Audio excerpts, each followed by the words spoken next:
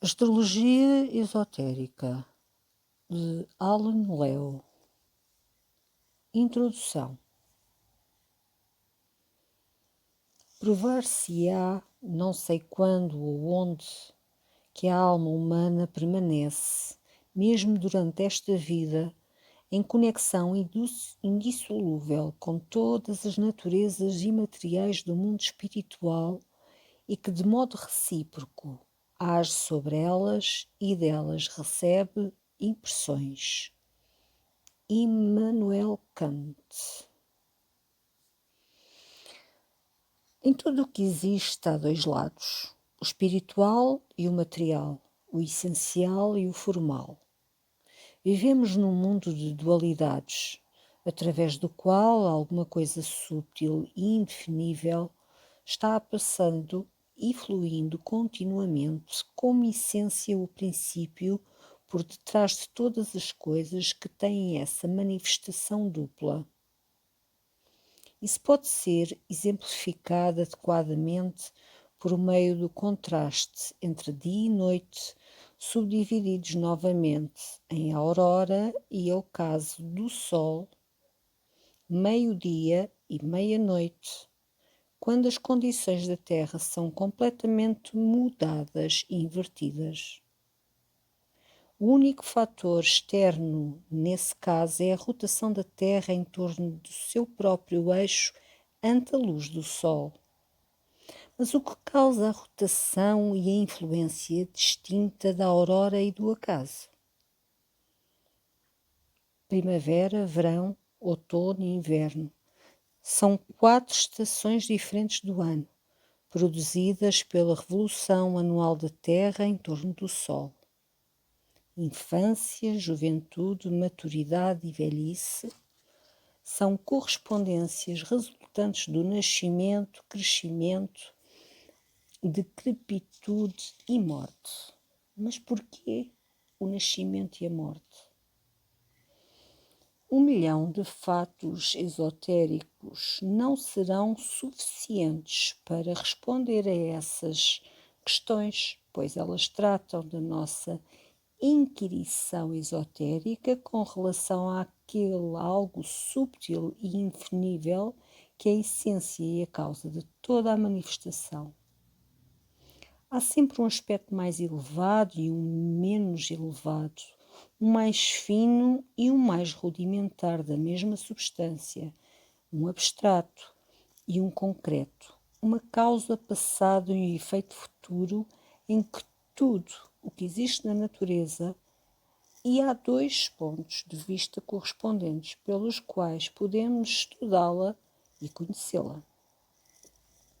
Considerando estes 2 factos, podemos presumir com certa segurança que a astrologia tem uma dupla expressão, ou aquilo que poderíamos chamar de perspectiva esotérica e exotérica. A astrologia esotérica lida com a causa abstrata, a filosofia e o ponto de vista interior, o mais subtil.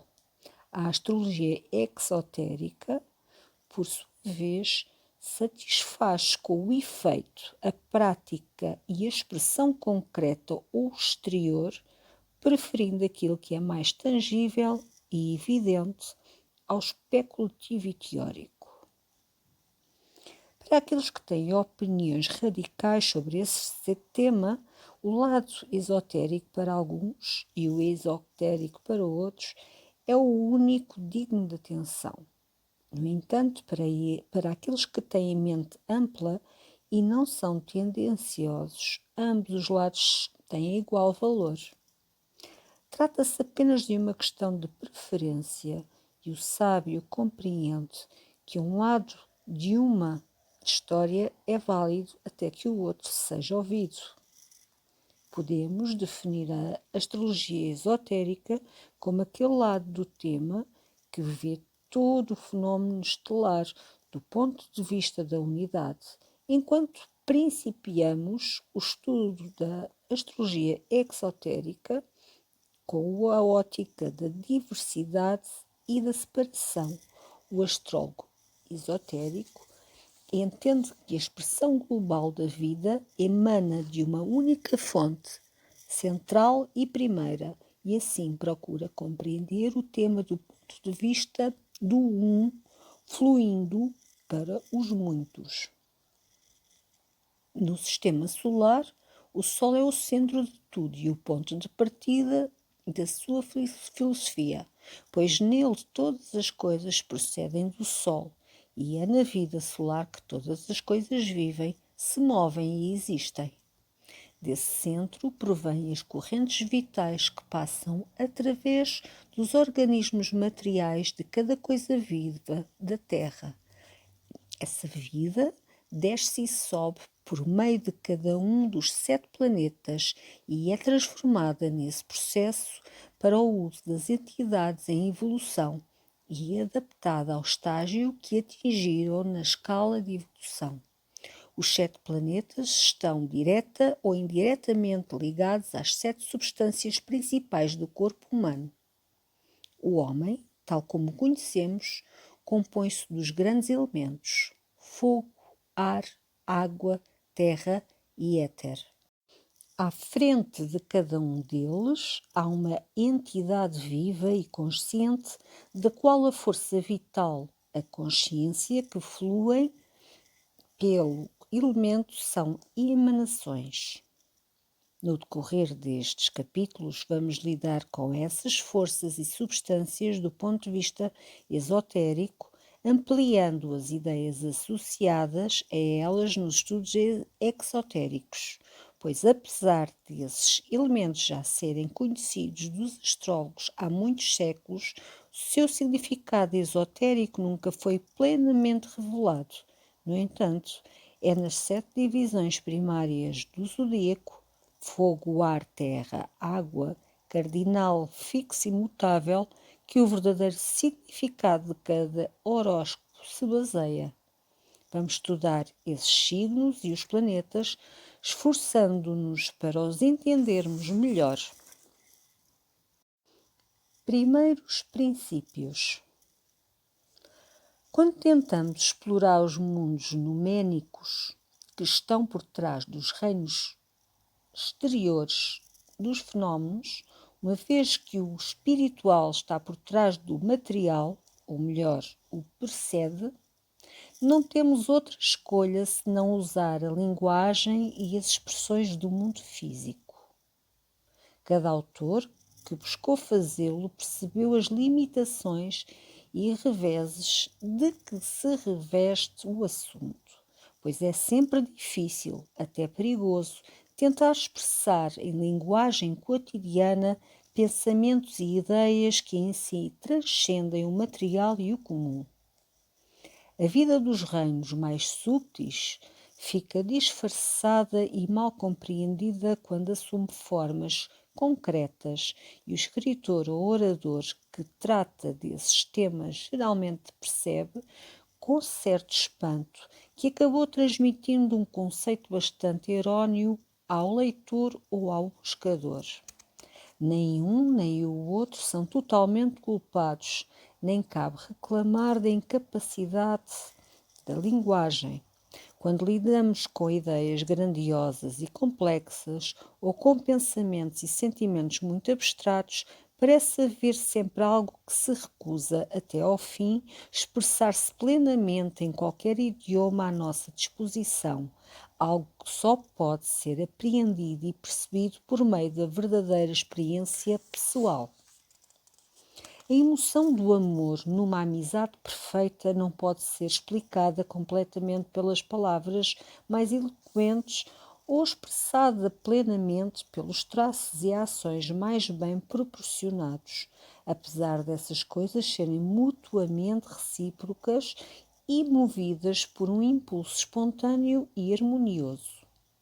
Por mais perfeitas que sejam, perde-se algo indefinível quando as expressamos, pois as palavras, como a natureza, revelam metade e ocultam metade da alma que há no interior. Como Tennyson escreveu, adequadamente acerca da expressão de dor ante a perda de um ser amado. Só percebemos os pensamentos e sentimentos dos outros até ao ponto que nós mesmos experimentamos pessoalmente. Se não dispomos disso, a nossa compreensão e percepção do tema serão proporcionalmente carentes. Só entendemos aquilo que experimentamos, mesmo que o tema só se refira a esse mundo físico. Isso é mais acertado ainda quando o assunto diz respeito a planos interiores da existência que não dizem respeito a nenhum dos 5 sentidos. Levando em conta estes factos, os sábios de todos os tempos declararam que não é válido especular sobre o incognoscível, pois conhecer aquilo significaria tornar-nos um com ele, e então o nosso silêncio seria completo. Na filosofia mais profunda e na maioria das religiões sempre se postulou como um absoluto, a primeira causa suprema surge daquela qualidade que é a raiz sem raízes, da qual todas as coisas surgiram. Essa causa una e suprema de tudo é Deus, o ser inominável e a substância da qual todas as poderosas inteligências do universo provieram. Vivendo e se movendo no vasto oceano do ser e da substância, do qual o absoluto é tanto o centro como a circunferência, há milhões de universos e de sistemas solares. Estes são unidades que dispõem de um Sol ou logos solar em seu centro. O Sol é a glória exterior e física da inteligência espiritual ou consciência suprema, cujo ser total é o sistema solar com os seus planetas e poderosos centros de consciência, vistos ou não pelos órgãos físicos. Para clarificar o nosso pensamento, vamos pensar no Sol ou no Logos solar como a expressão visível do Deus do nosso universo e os corpos planetários como os veículos ou mansões de seus anjos. Cada mundo ou orbe vive e se move em sua vida e vasta esfera de influência. O nosso globo, a Terra, também é uma unidade, tendo o seu lugar no grande universo da vida e o seu espírito regente, conhecido por alguns como o espírito da Terra e por outros como o Senhor do mundo. Em volta da Terra há o grande mar de éter, uma substância subtil na qual flutuam miríades de partículas mais finas de matéria, formando uma vasta esfera da qual a Terra é o centro. Essa substância é a aura da Terra e nela está refletido tudo o que diz respeito à Terra e à sua evolução. Essa aura e os signos do zodíaco estão intimamente relacionados e dela vêm os diferentes tipos de movimento, conhecido pelo astrólogo hindu como os tattvas. Do ponto de vista de quem estuda o conhecimento estelar da astrologia em sua faceta interior ou esotérica, o zodíaco, círculo limitador da aura da Terra, é o campo e o depósito de tudo o que já existiu, existe e vai existir. Ela é o campo de batalha de Arjuna, o playground do Logos e o palco onde o grande drama da vida é encenado. E aqueles que desejam penetrar em seus mistérios devem erguer o véu de Ísis.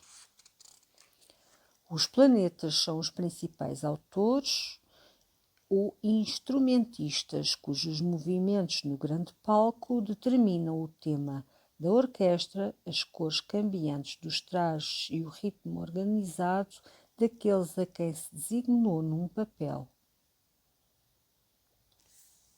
Só há um autor da peça e sua poderosa vontade e pensamento exalam vida nos personagens do drama, reunidos e movidos por sua imaginação imperial, embora o propósito do todo e a finalidade da peça não sejam conhecidos de antemão por ninguém, exceto por aqueles que reconquistaram a consciência cósmica que os demais perderam.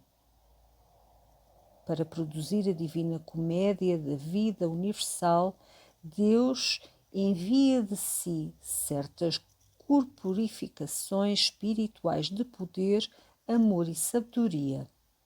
Os espíritos ou inteligências planetárias que levam a cabo sua vontade são manifestações de sua consciência e sua vida e atividade gloriosas transcendem até a consciência expandida de um super-homem.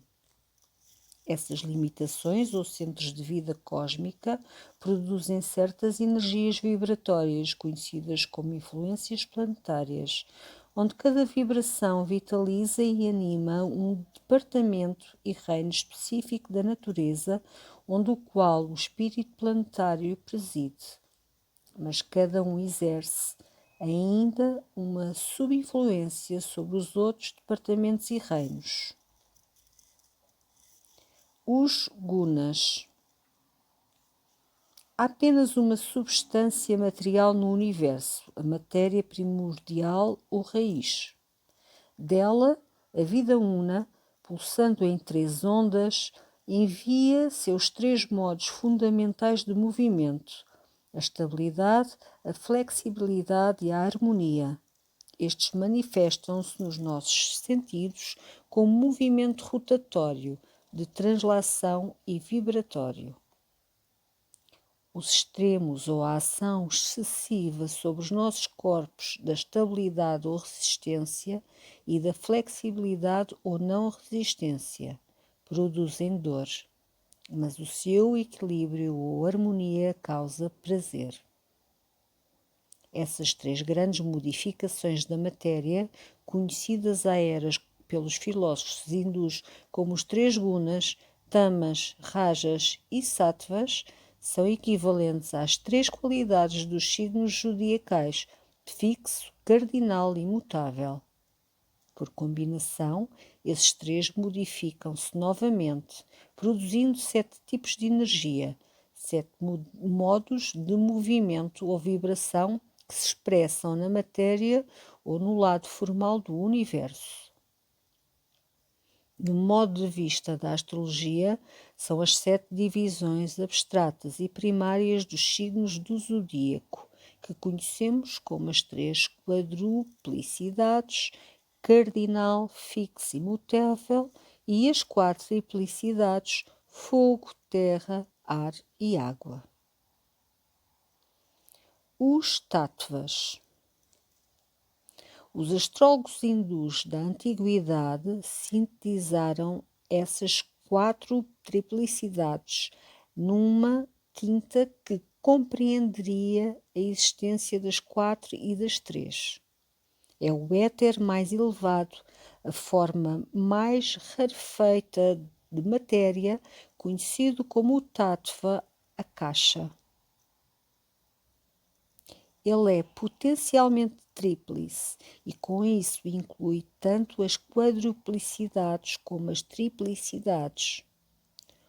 Os outros 4 tattvas correspondem às 4 triplicidades, são respectivamente Agni, Prithvi, Vayu e Apas.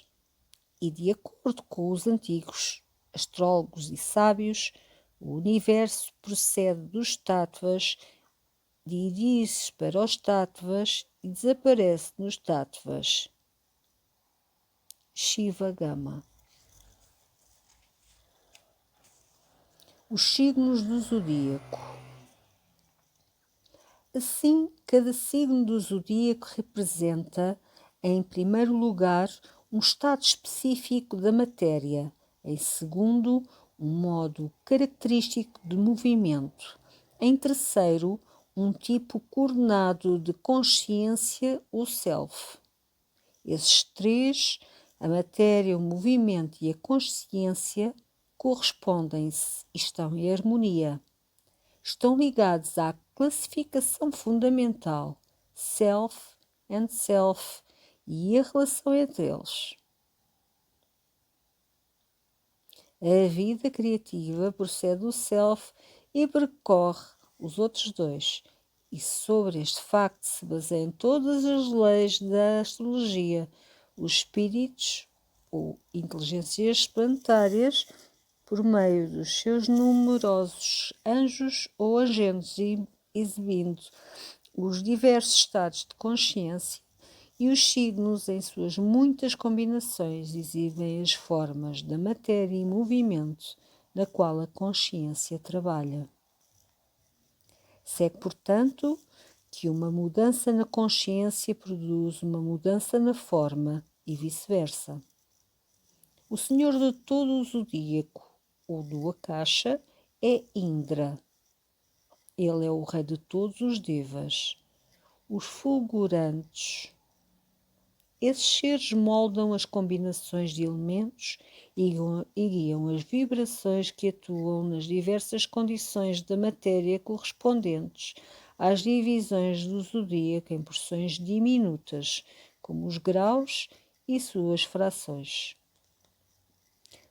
Sobre a triplicidade aérea dos signos, Vayu é o senhor do ar, Agni, o senhor do fogo, rege a triplicidade do fogo. Varuna é o senhor da água, e desta triplicidade, finalmente, Kshiti ou Kubera é o senhor da terra. As hostes de devas, anjos e elementais eram conhecidas na antiguidade como silfos, salamandras, undinas e gnomos. O conhecimento desses espíritos da natureza quase desapareceu no século passado, voltando de novo a serem considerados, e com ele a sabedoria profunda ligada à astrologia. Agora, no estudo da astrologia esotérica, que propomos apresentar nos capítulos seguintes, vamos lidar com os temas mencionados nesta introdução, de modo a tornar os ensinamentos mais compreensíveis, retendo na nossa mente os 3 fatores seguintes. Primeiro, só há uma vida no universo. A vida suprema de Deus jorra através do Sol. Segundo, essa vida expressa-se por meio dos diversos estados ideais de consciência através das esferas de influência planetárias. E, terceiro, a força e matéria do universo expressam-se em inúmeras modificações através dos diversos grupos e divisões dos signos do zodíaco, que representam o éter ou os planos internos da matéria e que são refletidos no nosso universo material. Para imprimir essas ideias nas mentes dos estudantes, elas serão repetidas de diversas maneiras nos capítulos seguintes, os quais, apesar de mais ou menos completos em si mesmos, poderão ser lidos isoladamente do resto do livro. Foram, na medida do possível, distribuídos de maneira a terem uma sequência definida.